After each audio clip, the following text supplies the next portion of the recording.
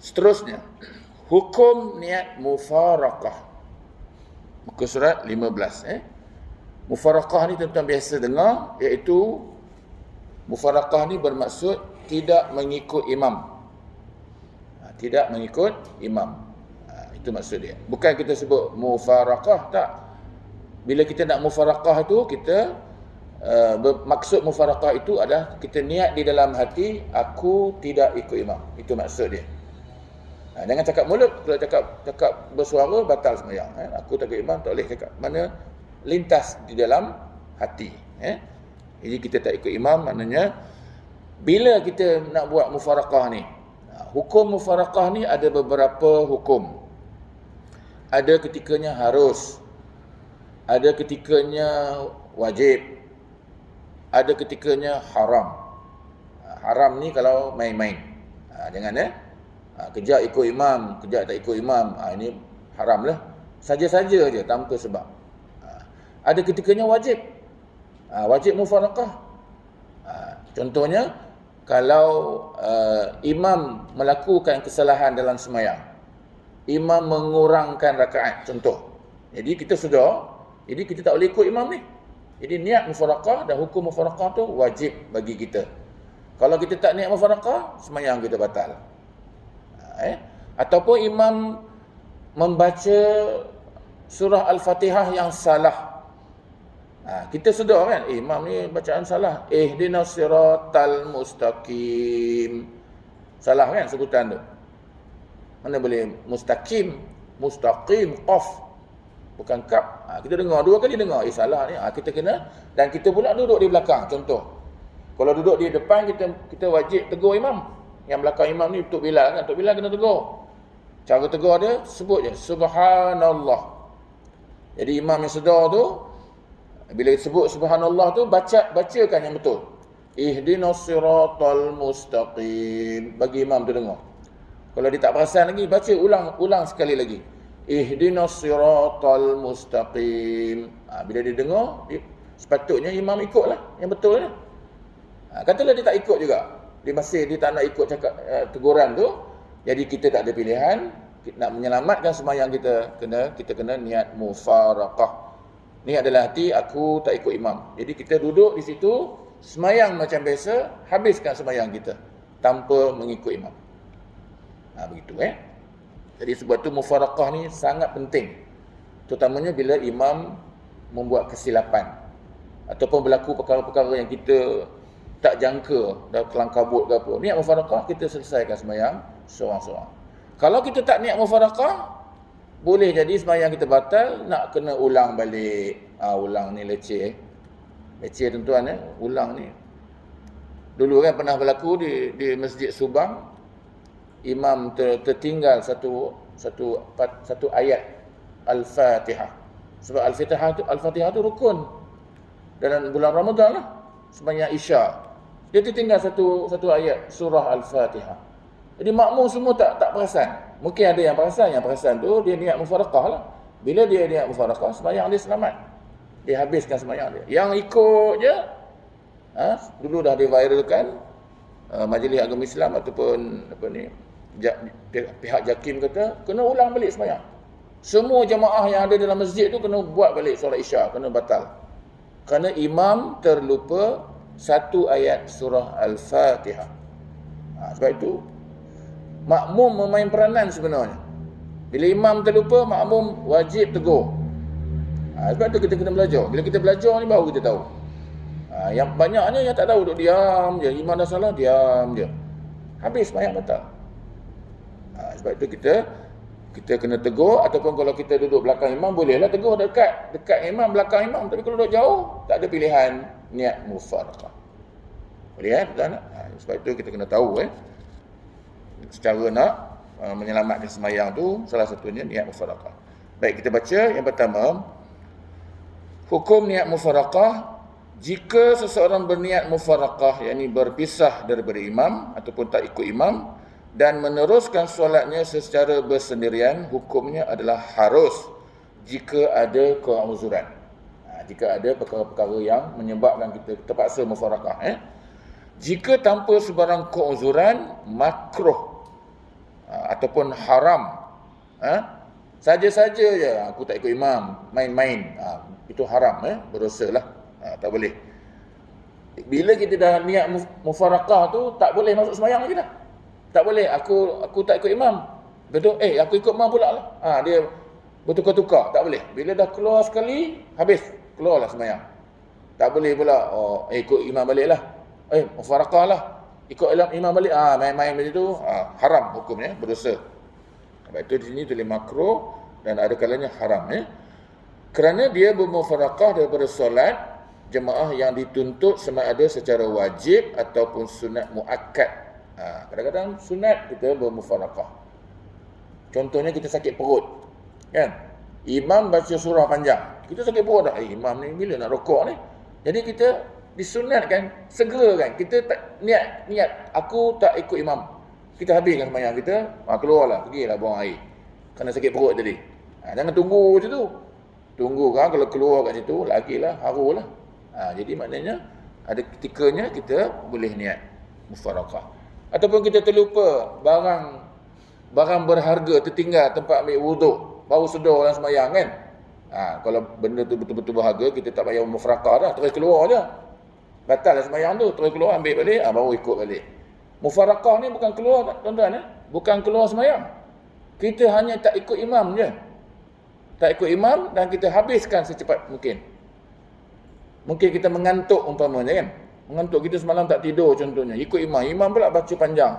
Jadi kita ngantuk sangat ni. Jadi terus niat mufarakah, selesaikan sembahyang seorang-seorang, itu bangkitlah, baliklah rumah tidur. Begitu kan. Jadi hukum dia hadir dekat situ. Yang kedua, keuzuran yang membolehkan makmum niat mufarakah, yang ini sebab-sebab dia. Ada berapa ni? Ada 5 sebab. Pertama, imam terlampau memanjangkan bacaan dia.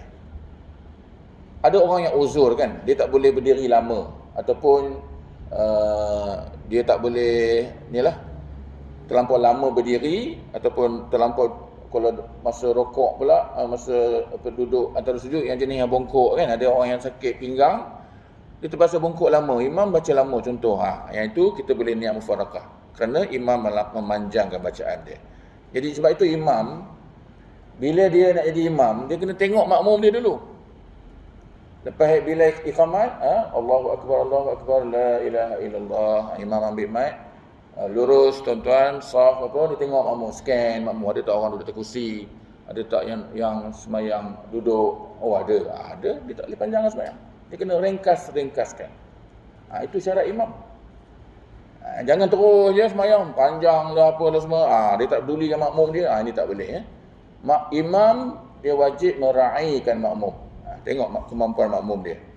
Baik, yang pertama yang memanjangkan, maka kita boleh niat mufarakah. Yang kedua, imam sengaja meninggalkan sunat ab'ad. Contohnya sunat ab'ad ni diantaranya adalah tahiyat awal. Tahiyat awal tu sunat ab'ad, sunat je. Imam tak buat tahiyat awal. Jadi bila tak buat, kita nak buat boleh, tapi mesti niat mufarakah dulu. Kalau tak ada niat mufarakah, kita buat seorang-seorang, batal sembahyang kita. Sebab kita melakukan apa yang imam tak buat. Sedangkan sujud duduk tahiyat awal tu hukum dia sunat. Bila sunat, kita tak perlu tegur pun imam. Jangan imam tak duduk tahiyat awal, kita tegur subhanallah, jangan. Kita tak boleh menegur imam perkara-perkara yang sunat. Sunat tu dia tidak membatalkan sembahyang. Imam tak buat qunut contoh, sunat je, sembahyang sah. Imam tak buat tahiyat awal, tak apa, jangan. Dalam sembahyang raya kan ada takbir rakaat pertama 7 kali kan. Imam kurang, imam buat 5 je. Rakaat pertama. Kemudian rakaat kedua imam tak buat langsung, imam lupa. Naik rakaat kedua terus imam baca Fatihah. Sembahyang raya kan. Jadi kita tengok imam tak takbir, kita tegur subhanallah. Jangan tegur. Benda yang sunat yang tidak membatalkan sembahyang tak perlu tegur. Yang wajib kita tegur sebagai makmum benda yang membatalkan sembahyang. Imam salah baca, itu tegurlah. Imam menambah rakaat, tegur. Imam mengurangkan rakaat. Imam tidak rokok, tegur. Subhanallah. Dia dah terus sujud, kata dia lupa nak rokok. Imam terus sujud. Jadi kita jangan sujud, kita tunggu. Subhanallah, tegur dia supaya dia bangun balik. Bangun dan rokok. Bila dia rokok, barulah kita ikut. Jadi Kita hanya menegur perkara-perkara rukun yang boleh membatalkan sembahyang. Yang sunat jangan biarkan. Jadi kalau imam tak buat, kita nak buat juga benda yang sunat tu boleh. Tapi dengan syarat niat mufaraqah dahulu. Mufaraqah ni aku tak ikut imam. Kalau kita tak niat mufaraqah, kita buat seorang-seorang, batal sembahyang. Dianggap kita mengadakan perkara-perkara yang imam tak buat. Padahal imam memang lupa. Imam sengaja tak buat, dia lupa kan. Tak buat tahiyat awal, kita buat pula tanpa niat. Kita tak buat niat, jadi batal sembahyang kita. Jadi kalau nak buat, niat mufaraqah dulu, barulah kita buat sunat ab'ad. Seperti tasyahud awal ataupun tahiyat awal, qunut. Qunut imam tak buat, kita nak buat boleh. Tapi kena niat dulu. Maka harus makmum mufaraqah dengan tujuan melakukan sunat itu. Baik, yang ketiga, muka surat 16. Syarat-syarat mufaraqah. Makmum mufaraqah kerana sakit yang dialaminya. Makmum yang sakit tadilah, yang duduk atas kursi ke, ataupun yang membongkokkan badan ni. Lama sangat imam ni baca tahiyat. Tahiyat ni ada yang panjang. Lepas habis tahiyat tu ada doa-doa dia pula. Imam baca doa pula. Makmum dah bongkok, sakit lutut contohnya. Dia boleh niat mufaraqah. Tak ikut imam, maka dia salamlah seorang-seorang. Boleh. Mana makmum kerana sakit ataupun sakit perut ke, boleh niat mufaraqah. Bila niat mufaraqah, habiskan sembahyang tu. Yang keempat, bimbang mengantuk menguasai ataupun sesuatu yang merosakkan solat. Mengantuk dalam sembahyang, tuan-tuan Kalau tertidur dalam sembahyang, batal sembahyang. Jadi kita takut ngantuk sangat, maka niatlah mufaraqah, habiskan sembahyang itu. Dan yang kelima, bimbang hilang atau binasa hartanya atau ketinggalan rombongan. Katakan sembahyang Jumaat, kita nak tunggu kapal terbang ataupun nak tunggu kereta api kan. Imam lama pula sembahyang, baca doa panjang. Bukan doa ni sembahyang, dalam sembahyang doa kita boleh bangkit. Baca rakaat kedua surah yang panjang. Jadi kita takut tertinggal kapal terbang ataupun tertinggal kereta api. Niat mufaraqah. Selesaikan sembahyang seorang-seorang, terus keluar. Boleh tuan-tuan? Jadi saya berhenti kat situlah, muka surat 16. Ada soalan? Hari ini 5. 4.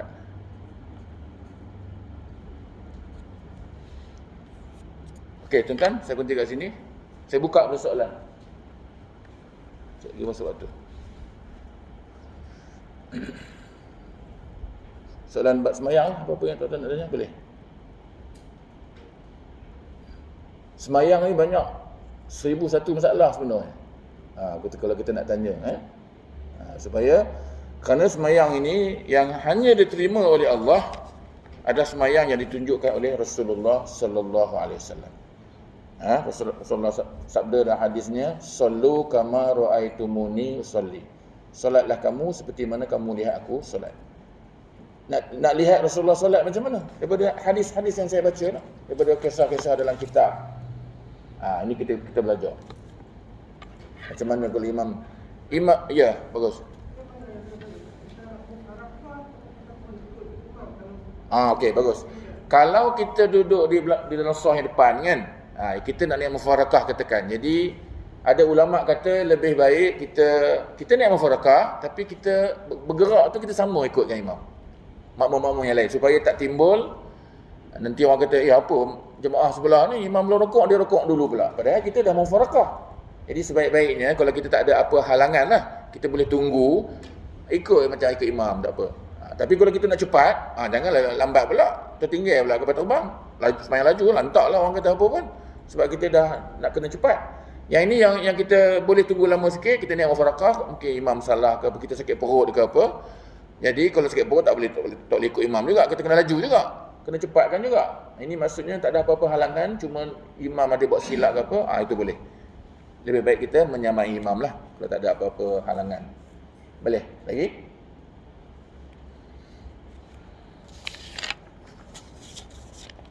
Kita tuan-tuan, kita kalau boleh, kita semayang insya-Allah semua sah. Tujuan kita belajar kitab ni, kita nak ambil fadilat yang paling baik yang Nabi buat. Terutamanya perkara sunat. Itu yang kita nak belajar. Sebab kalau solat lah, Rasulullah punya markah Rasulullah semayang. Rasulullah dapat 100% markah dia. Kerana Rasulullah ni solat dia dididik, diajar oleh malaikat Jibril. Kita macam mana? Dapat tak kita 80%? Dapat tak? Tak dapat. 90% lagi tak dapat. Kita kot dapat 50 je. Cukup makan. Kalau periksa sekolah lah, 50 tu cukup makan je. Silap-silap dapat 49. 49% dah gagal. Dah fail lah. Sebab kita tak perhatikan yang sunat-sunat tu. Contohnya yang sunat. Dah masuk waktu last Contohnya bila berdiri kan, Nabi kalau berdiri, kaki Nabi itu saya dah beritahu lah banyak kali, maknanya kaki lurus. Jari-jari kaki itu menghadap kiblat. Ada hadis dia, Nabi menyebut yastaqbilu sallallahu alaihi wasallam bi atrafi qiblatan. Maknanya Rasulullah bila berdiri nak sembahyang, Rasulullah di imam ke, di makmum ke, kaki Rasulullah lurus. Jari-jari jari kaki Rasulullah tu menghadap kiblat. Kita jarang buat lurus macam tu. Mungkin ada, tapi maknanya kita capang, kita bengkok je. Kita selesa macam ni kan, satu kat sana, satu kat sini. Hukumnya makruh. Hilang markah kat situ. Betul kita jadi dapat 50. Duduk antara dua sujud kan. Nabi duduk, dia duduk di atas tapak kaki kiri dan kaki kanan dia tegak kan. Dan dilipat jari tu. Kita mungkin buat, mungkin kita tak buat, mungkin kita tak tahu. Kita kadang-kadang duduk macam ni bersilang kaki. Kita bersilang kaki kerana kita tak tahu. Ataupun kita tak lipat langsung. Sembahyang sah tapi makruh hilang markah, hilang peratus. Itu yang kita nak belajar ni, buat betul-betul yang macam Nabi buat. Ya, dah. Jadi saya rasa sekadar